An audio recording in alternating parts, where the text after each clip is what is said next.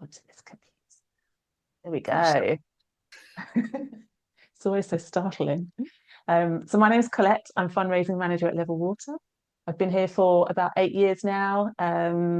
Yeah, and I basically look after you guys, send you messages, hopefully help you out with your fundraising. And I look after all our other swimmers fundraising throughout the charity as well. And we keep getting more and more, which is absolutely epic. So I have a very fun and full-time job of doing it. Hayley, Hi, would you like to go? yeah, absolutely. Hi, everyone. I'm Hayley. I am the head of fundraising.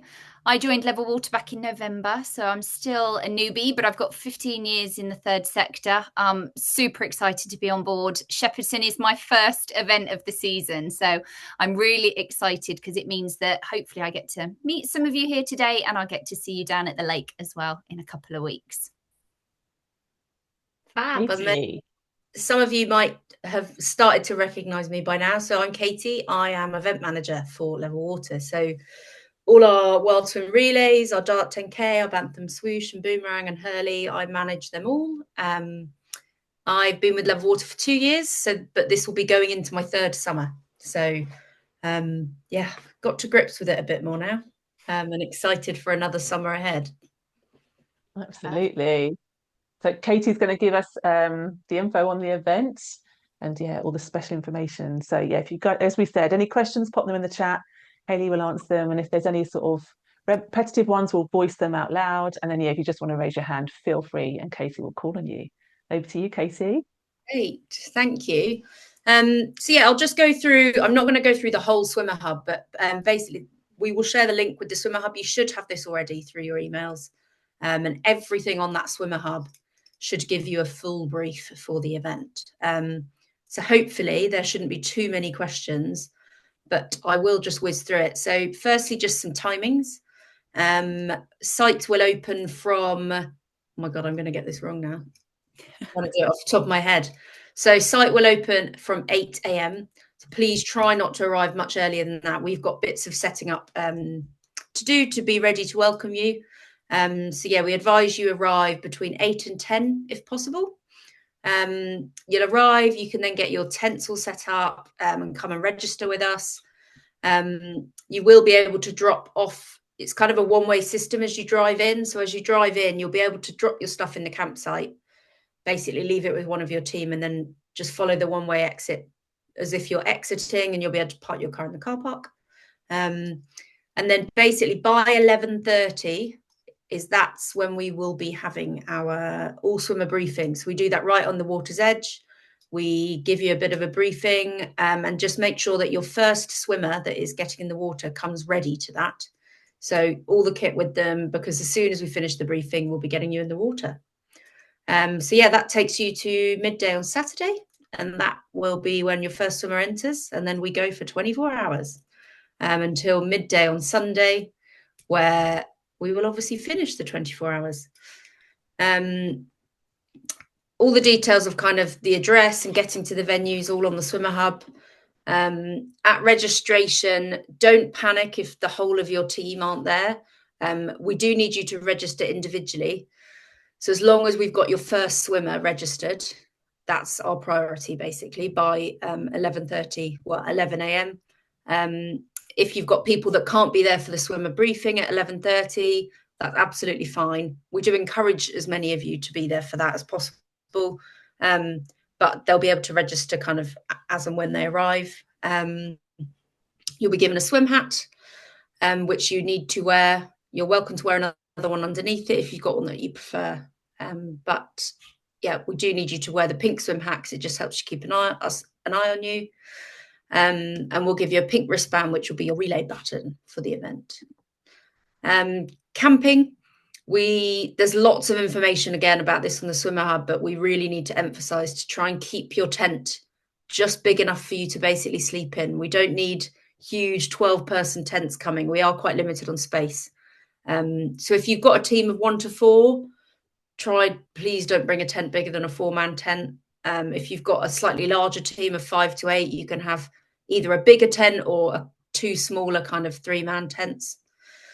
One thing to note, which we always get questions about, is if you're coming in a camper van or a caravan, these are situated in the parking field, so you won't be able to camp.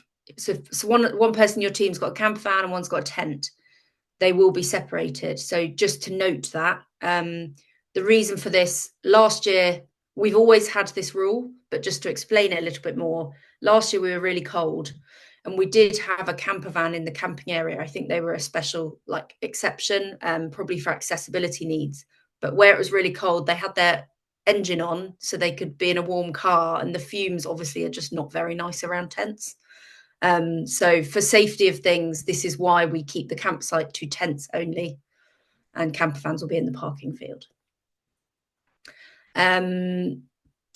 So swimming,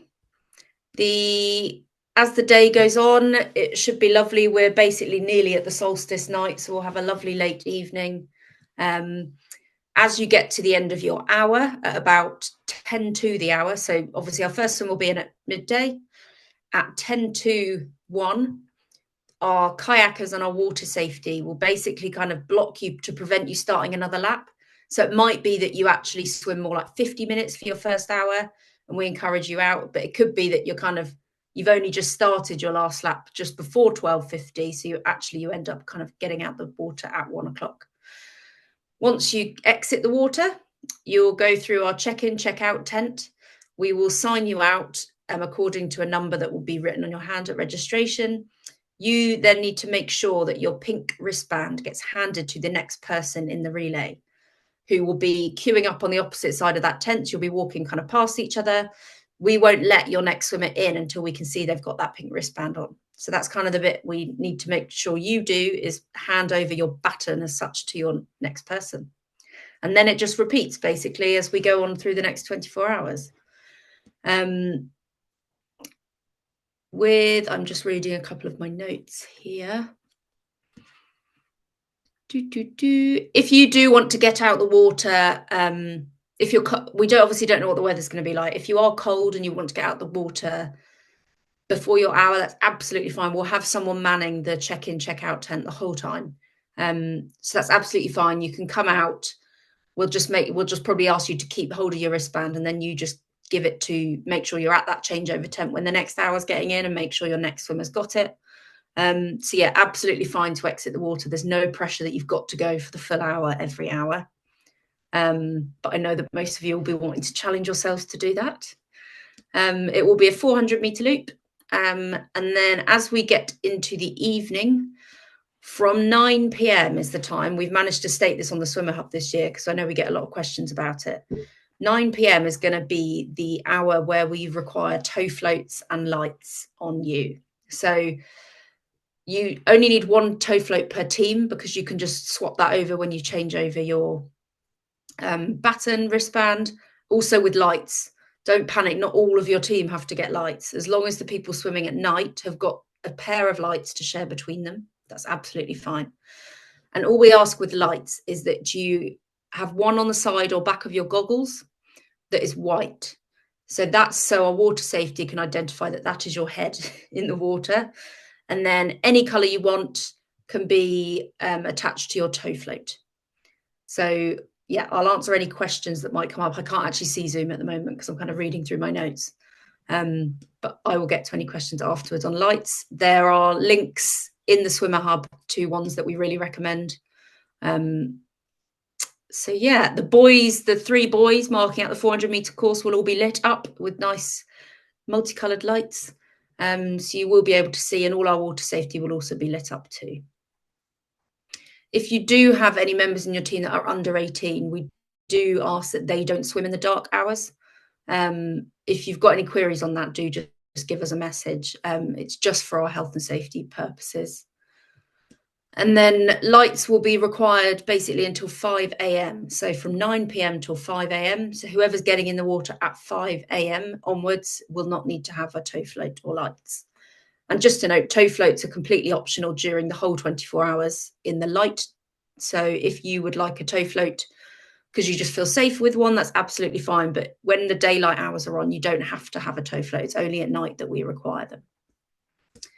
It can get cold. We will have kind of a rewarming tent with a heater in it. It's not massive, so it's not somewhere you'll be able to kind of camp out. But if you do get cold, our medical team are all on side and they will be manning that rewarming tent. So yeah, just bring plenty of layers. We had a really cold year last year, but I know the previous 2 years were absolutely scorching. So it just shows that kind of the first weekend in June can bring us anything. Bit more about water safety. They will be fully covered. We have an on-land water safety manager, and then we've got at least 7 kayaks and paddleboards out with you on the water. They will keep an eye on you. They'll chat to you as you go around. Equally, they won't chat to you if you don't want to be chatted to. But they are there just for your enjoyment, basically, and just to keep you safe. The signing in and out of the water is the key thing. Basically, when you sign out and then people sign in, we compare that on the following hour to make sure if you got in the water that you got out. So if for any reason you're getting out the water not on the hour and there isn't someone there to sign you out, please come. We should be there 24 hours. But if there isn't, just please make sure someone knows that you've got out the water so we don't have a slight panic. As I said, we'll have the medical team there. If you do get a bit cold or you get any cuts or anything, it doesn't matter how little, they are there. We pay them to be there. So use them all you need. They're there for your safety and enjoyment. Fires, stoves and barbecues. We will have a level water fire pit. We've actually got 2 level water fire pits this year, as it was so cold last year. So they will be the only open fires allowed on site, as we'll be monitoring them. So please, no fires, especially in the campsite or just at all. If you need to warm up around a fire, come and enjoy ours, and we'll be having some lovely chats with you around there. And gas stoves for cooking. Please, you can bring these absolutely fine. Just make sure you don't do it in your tent, which is kind of common sense, but also make sure they're raised off the ground. And we are not allowed barbecues, I'm afraid. A bit on supporters. Supporters can come and support you. They'll just park in the normal car park with the camper vans, come and support you. But we do ask when the sun sets, which is 9 p.m, that we have them off site. It just helps. If each of you brought kind of 2 spectators, that's kind of triple the amount of people we've got to keep an eye on at night. And night obviously is when things just are a bit trickier and it's harder for us to keep an eye on things. So they can come back on site from 5 a.m. if they want the next morning. But we do just ask that they're off site overnight. Food and drink. We do try and run the event with as little waste as possible. Please come prepared with all your food and drink with you. We will have hot water urns running 24 hours. So the boil in the bag, kind of freeze-dried foods, teas and coffees. Just bring your own tea and coffee, but we'll have hot water for you the whole time. They are going to have a food stall on site. I actually heard from Hannah that they're probably going to close that at about 9 p.m. and I think reopen it at 6 a.m. But please don't rely on that, because you never know what kind of might go wrong. And if you've not brought any food with you, might be a little bit screwed. But you can leave site and come back on site. So if you want to drive off and go to a shop, because I know there's some around the corner, you're more than welcome. Bad weather. It's a bit hard for us to see the weather this far out.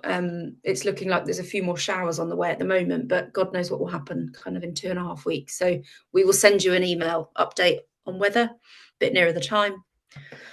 Rubbish and recycling. Shepperton, because their normal hub is at a different lake, they don't have bins on site. So all the rubbish collected on site has to be taken to their other site. So we do ask, please bring plenty of bin bags and please take all your rubbish with you. Just helps us keep it all tidy. And we will have some spare bin bags if you've forgotten them at registration. Just come and find us. Toilets and showers toilets will be at the far end of the campsite. There are cold water showers just by the exit of the lake. They're kind of not private, so it's in your swimwear, but they're just on the side of the lake. And there will be drinking water available in a tap there, but we will also fill our jerry cans up, which will be near the hot water urns for you to help yourself to. For those of you that were maybe with us last year at Shepperton, we may be aware we had quite a big bout of sickness post-event, but we had the Environment Agency involved, and this was because someone presented with norovirus, which got tested post-event. And sadly,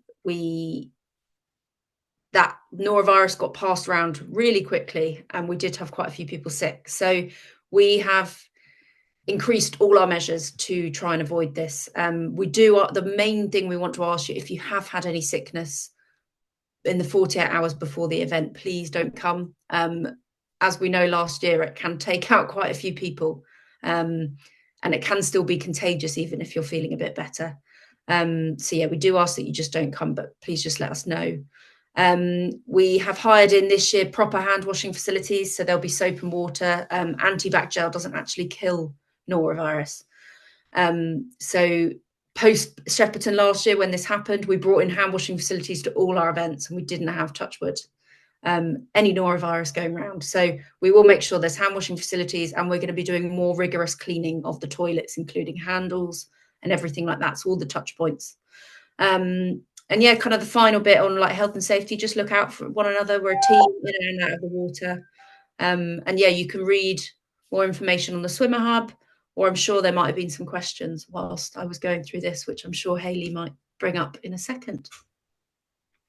Actually, nobody has. They're switched on. They know what they're doing. They're just listening away to you, Katie. So far, no questions. Lovely. Well, I can always come back to it if some other questions come before the end of the session. Please post them. Anything, nothing's too silly. No, but yeah, I don't think I've missed anything. Colette, don't know whether you've known. Volunteers. That was a big one. Sadly, we don't have loads of you on this, but basically our 24-hour events run basically on volunteers. We're quite a skeleton crew of our team on site. And we really need help of volunteers, like whether it's a couple of hours, whether you want to volunteer for a long stint, if you've got friends that want to come along and volunteer, it's so fun. We've actually got Kiki, one of our key volunteers, she's doing a video for us on kind of what it's like to volunteer for us. But all the people I spoke about kind of standing at the water's edge, taking people in and out and helping people out and giving them a big cheer when they finish their hour. Yeah, we really need volunteers. So I know Colette's popped the link there. And if you can also go to our volunteer page on the website, and that links to all the sign-up forms. So please pass that round to anyone that you think might be coming. We try to split the shifts up so they're not long at all. They're kind of 4 or 5 hours. But if you can only do 2, just let us know. And even if you are doing a 5-hour stint, but your swim falls in that stint, that's absolutely fine too. But yeah, come and be part of the team. We'll have lots of cups of tea and sit around the campfire. It's just so you're someone there with a high vis on, so people know who to go to. But yeah, thank you. Fabulous. Thanks, Katie. And if you think of anything that you want to ask, please pop it in the chat and post this. Obviously, we're available on email. And I think, well, I've set up a WhatsApp group for Shepperton. If you're in that, you can DM me through there. Or yeah, my WhatsApp should be on emails and stuff, but I'll give those links towards at the end. I just wanted to chat a little bit about fundraising. Thank you all again for joining us. It's so nice to see you here, and for anyone watching on recording, thank you for taking the time to sort of learn a bit more about Shepperton and about Level Water. You're part of something really special here. The Wild Swim Relays at Shepperton aren't just fun events. They genuinely change lives, not just for the children who get to access swimming lessons because of your fundraising, but for you, the swimmers, the volunteers, and the whole amazing community that builds around this weekend. This is our 4th year at Shepperton, and already this year you've raised £21,000, which is incredible. And that brings the total raised across all the relays at Shepperton to over £365,000. That is a huge impact you're all part of and that you're all making. Level Water actually started back in 2012 with just one pool in Putney. Now, thanks to people like you, we're supporting over 1,400 children at more than 216 pools across the UK. It's grown into something really big, but it's still personal, and it's powered by people like you, showing up and getting involved. Now, let's talk about the next couple of weeks. This is the moment when fundraising really takes off. We always see a big spike in donations just before your swim, so now is the time to get your asks out there. Tell your friends and family how your training's going, share a little video, even if you're not feeling super confident. Actually, especially if you're not feeling super confident, it makes it all the more real. And just speak from the heart, people really respond to it. And if you're not sure where to start, WhatsApp is a brilliant tool. It's personal, it's easy. And once you've written one message, you can just copy and send it everywhere. If you're in the Shepperton WhatsApp group, I'll be sharing more stories and ideas to give you help and give you a little nudge. And I'll share the link to that at the end. You can just sign up to it. There's no spamming going on there. Only admins can post. So yeah, it's quite clean and just all about the event. Make sure you're Just Giving pages up to date. Quick post or a thank you message, and that can really keep momentum going. Some swimmers find that the more they share, the more support rolls in. And we've got loads of bits you can use: videos, photos, stories, and even on our Instagram, there's loads of reels that we filmed from pool visits that we've all gone to. We've got the fundraising hub, which has loads of resources, and it's there for you to use while telling people why this swim means something. If you haven't had your first donation yet, one great way to start is by donating £15, because £15 is what it costs for one swimming lesson with Level Water. It shows people that you're in, you believe it, and it often encourages others to follow your lead. And the best bit, our fabulous supporters at Vivo Barefoot are going to match your first £15. So just like that, you've already funded 2 life-changing lessons. And another little bonus from Vivo Barefoot, the top fundraising team at Shepperton will get a free pair of Vivo Barefoot shoes each, any style you like. I'm just going to finish here with a little story. I'd like to tell you about Suvir, and he's someone I actually had the privilege of meeting recently on a visit to one of our partner pools. Suvir is 9 and he lives with muscular dystrophy. And that's a condition that gradually weakens his muscles. But in the water, something incredible happens. Suvir lights up, and you can see it in his whole body. His mum, Tanvi, found Level Water last year, and she wanted him to have a space where he could move, build strength, and just be a child, free from limits. We paired Suvir with one of our teachers, Emma, who designed every session just for him. It's part swim, part physio, part pure joy. When I visited the pool, I saw them together, and the bond they had was amazing. Suvir was laughing, he's confident, he's playful. And afterwards, his mum told me that friends who haven't seen him in a while can't believe the difference in him. Outside of the pool, life is challenging. Suvir's mum is preparing to become his full-time carer. She's quit her job, and they're searching for an accessible school and thinking about how to adapt their home and whether they need to move. But in the water, for that 30 minutes a week, everything lifts. He's not defined by what he can't do. He's free. His mum said if she could, she'd build a pool in their back garden just to keep giving him that joy. That's the power of what you're doing. Your fundraising gives families like Suvir's that joy and that freedom and that hope. So thank you. Your fundraising has a numerical value, but to the families we work with, it's absolutely priceless. And we'll see you all soon at Shepperton, and we can't wait. So I'll pop a few links in the chat for the WhatsApp maybe. But yeah, if anyone's got any questions or anything. Yeah, I just want to kind of following that piece. Obviously, everything we do is for kids with disabilities and getting them. But what is so fantastic is from last year, I've just got Sophie in the chat. Sophie is part of our event access advisory committee. So we have a committee now, which is full of, I think we've kind of got 8 to 10 of you members that we have advising on all our events to make them as accessible as possible, because we're raising all this money for kids with disabilities and our events can't have adults with disabilities doing them.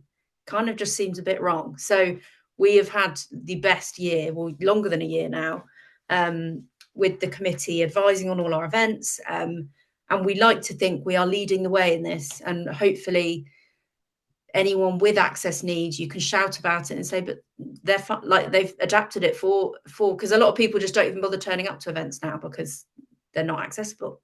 So we're working really hard. There are challenges, some things we have excelled ourselves in, and there's still work for us to do.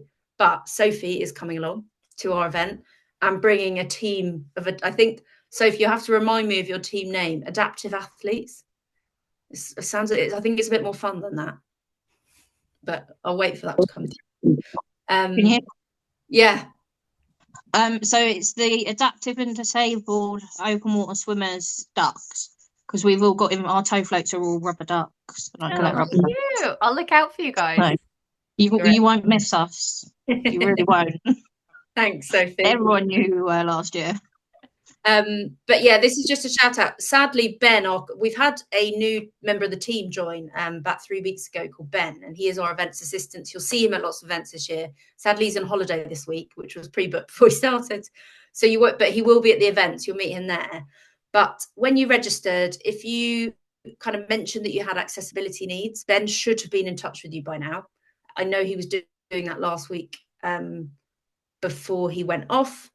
But please, if he hasn't, reach out. We want to just understand any accessibility needs you might have and how we can just make the event the best for you, which we will hopefully be able to do, and hopefully you'll have a great time. So yeah, if Ben hasn't, we basically kind of document that all, and while we're setting up, we make sure, like, if you need a camping spot that's really near to the lake, we'll make sure that's reserved for you. So yeah, if Ben hasn't been in touch, please just drop us an email. Or reach out to us. Most of you will kind of have our contact details. And yeah, we'll just make sure we have a good chat with you, understand your needs, and also pass that on to anyone else that you think might not put it on the form because they don't want to bother us. But please, we want to make it as good for you as possible. So yeah, we're always welcoming suggestions and everything. And that even means kind of your entrance and exit into the water. From toilets, we'll have accessible toilets right by the lake, which will just be for disabled and staff use. And yeah, we're here to make your experience the best possible. Whoop whoop, exciting. These guys know everything. Either that or you two are incredible at your job, because there's nothing in the chat. These guys are good to go. Wonderful. Well, we'll send, this is being recorded, so we'll send it out tomorrow. I'll pop it in the Shepperton WhatsApp group, and then the next email we send out, I'll include it in there, and it'll also be on the Swimmer Hub. So where the link was to sign up to this on the Swimmer Hub, I'll replace it with the link for the video. Oh yes, Sophie, one really important thing you haven't mentioned. Can we have toasted marshmallows? Absolutely. Yes, it's a prerequisite.